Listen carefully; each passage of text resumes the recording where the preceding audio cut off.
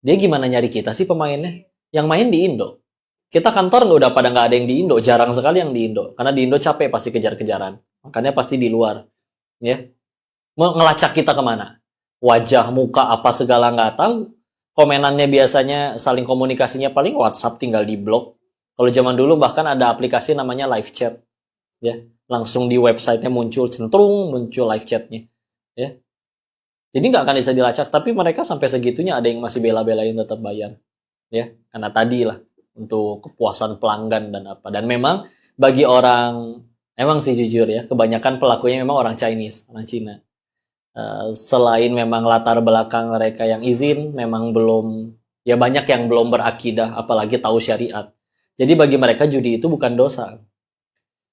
Dalam artian kayak gini, kalau ada ibu punya handphone, saya rampas, itu baru zolim. Semua orang juga sepakat. Karena tanpa keinginan ibu kan, mana ada orang pengen ambil handphone saya dong, nggak ada kan. Tapi kalau misal orang main judi, kamu datang juga nggak saya paksa, menang pun saya bayar, jadi saya zolimnya belah mana? Gitu, mindset mereka seperti itu. Jadi saya nggak zolim, judi itu bukan dosa, bukan sesuatu. Ya, kakak mau dia datang kemauan sendiri, nggak ada yang maksa loh. Main nggak lo? Kalau nggak saya tembak ya, enggak. Sini datang dengan sukarela, menyerahkan uangnya dengan sukarela, menang pun kami bayar, gitu. Jadi bagi mereka itu bukan kesalahan. Sedangkan tapi kan kita tahu itulah pentingnya syariat ya. Karena kalau tidak ada syariat ya orang makin tanpa aturan semaunya, ya. Jadi ya ada yang menang, ada yang menang. Tapi kalau misalkan sekali lagi itu hanya dikasih sama bandarnya. Tadi yang disambut colek boleh kan, tapi disambut colek. Udah nggak ada kayaknya tuh. Insya Allah. Maka kalaupun ada yang menang, kenapa mereka berani ngasih gitu istilah ngasih kemenangan? Karena memang ya secara psikologisnya kalau uang didapat dengan cara mudah, ngabisinnya pun akan amat sangat lebih mudah. Karena ngerasa dapatnya juga gampang. Beda kalau kita dapetin uang dengan cara kerja dulu bak-bak banting tulang sebulan dan baru bisa dapat nominal yang sama bulan depannya lagi setelah kerja dengan cucuran keringat luar biasa, maka akan lebih menghargai. Karena ini dapetnya gampang, cuman mencet sambil rebahan, wifi-nya juga nebeng sama tetangga misalkan ya. Tahu-tahu menang, dapat. Nggak usah nunggu besok, sorenya bisa main lagi. Ya. Dan bisa sampai hari itu juga langsung hilang lagi juga bisa, ya. Kalau udah kepalang, ya. Tapi memori tersebut akan tersimpan di otak. Pernah ada dalam masa dalam hidupku modal 200.000 jadi 20 juta. Oke, itu berlalu. Nah, anggaplah akhirnya ada yang kebeli, dia mungkin beli handphone baru atau apapun, udah berlalu itu semua. Nah, kerinduan itu datang tuh, namanya orang kan setiap bulan pasti ada aja kebutuhannya. Ya. Sedangkan pernah ngerasain menang. Iseng lah, masih ada sisa uang jajan lagi nih, masukin lagi. Kalau misalkan kalah atau misalkan menang terus masuk lagi, mereka bahkan suka ada yang berdalih. Kan dari awal emang uangnya nggak ada. Aku modal 200.000, dapat 20 juta nih. 20 jutanya saya mainin lagi, habis. Emang awalnya nggak ada kok. Iya kan? Emang awalnya nggak ada nggak ini, emang nggak ada. Itu bukan uang saya, itu mah uang kemenangan. Ya. Maka sambil merasa bahwa peluang itu akan selalu ada, ya udah biasa paling mulai 200 kalah, mainlah 400, hanya butuh satu kali kemenangan juga balik lagi, masuk 400 ya akhirnya kalah lagi, taruhan aja 1 juta, hanya butuh satu kali kemenangan juga balik lagi, ternyata 1 juta kalah, mau nggak mau harus ambil tabungan 2 juta, 2 jutanya kalah, tinggal taruhan 4 juta, hanya butuh satu kali kemenangan saya bisa mengembalikan ini semua. Masalahnya kalau udah nggak punya tabungan, dengan bermodalkan hanya butuh satu kali kemenangan, saya dari kemarin udah kalah, masa kalah melulu? Satu kali kemenangan aja. Bismillah. Kurang ajarnya tuh kayak gitu, Bu. Ya, dia makan nggak bismillah, dia pakai baju nggak bismillah, main judi bismillah, itu nyebelin. Ya, udah gitu, akhirnya setelah akhirnya uangnya udah habis, dan dia tetap ngerasa, aduh, tabungan saya malah habis. Nggak ridho dong. Dari mana lagi saya dapat mengembalikan uang tabungan saya yang telah hilang tanpa sisa itu? Setiap mata dalam hari itu juga. Satu-satunya yang ada di pilihan dia tinggal judi lagi. Tapi kan modalnya udah habis, gimana? Gampang. Pinjam dulu motor teman, bilang mau ke warteg, padahal digade. Ada yang kayak gitu, ya. Ade. Kenapa? Karena hanya butuh 1 kali kemenangan. Ini selesai urusan. Terbayar semuanya. Ya. Akhirnya mulai kan. Udah masuk. Gade. Aduh, kalah lagi 4 juta. Motornya punya orang. Saya butuh 8 juta nih. Yang hanya 1 kali lagi kemenangan, saya bisa membalikan ini semua. Ya. Akhirnya, ya apalah. Surat tanah bapaknya dijual atau apanya. Ya. Udah kalau udah kayak gitu. Dan kalau sudah nyampe di titik itu, bandar dan sistemnya sudah tahu. Dia sudah di titik tidak akan berhenti main sampai sudah buntu sebuntu-buntunya. Karena tinggal dia yang menawarkan peluang untuk uang itu jadi berkali-kali lipat.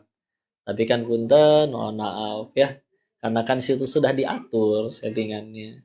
Dan dia sudah tahu bahwa dia akan terus-menerus menjerumuskan. Karena daripada mikir, aduh 8 juta jadi punya utang ke orang-orang. Tabungan juga udah habis. Bisa sih dapat 8 juta lagi, tapi saya perlu nabung 8 bulan nih.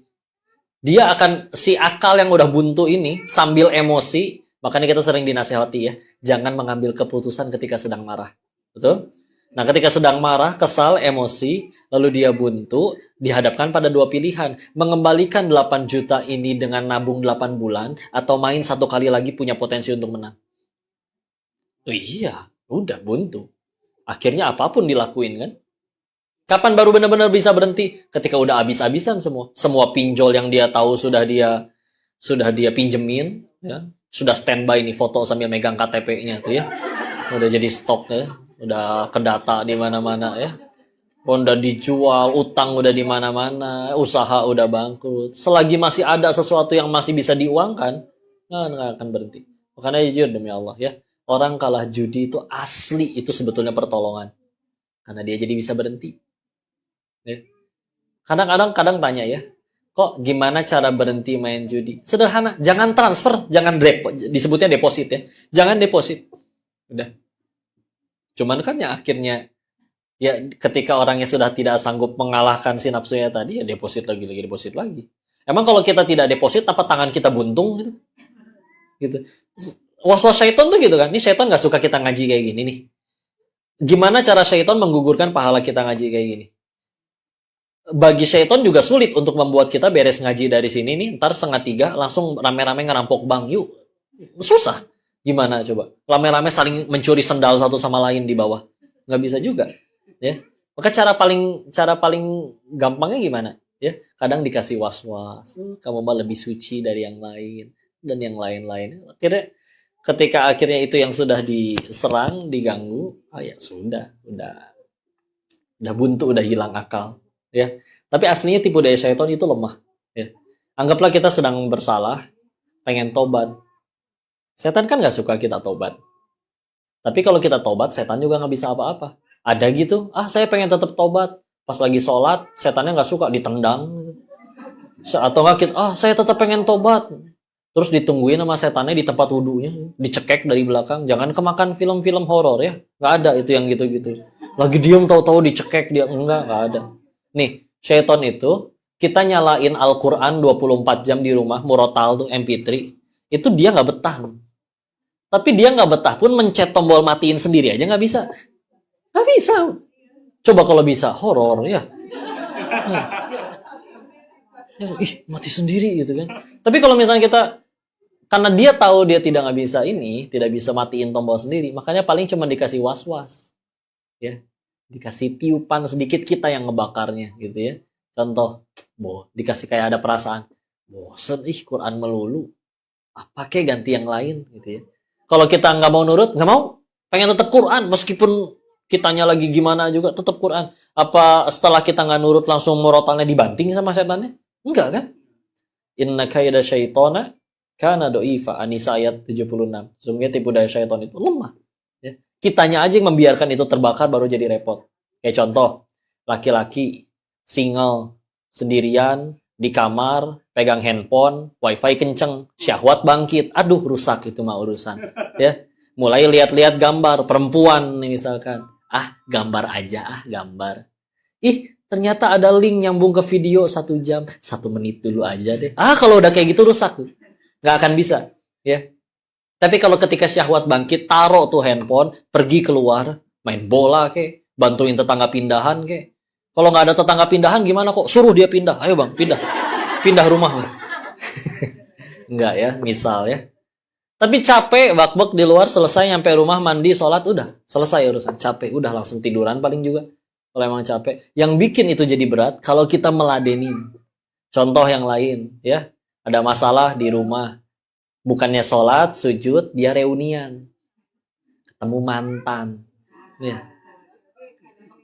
Tukeran nomor.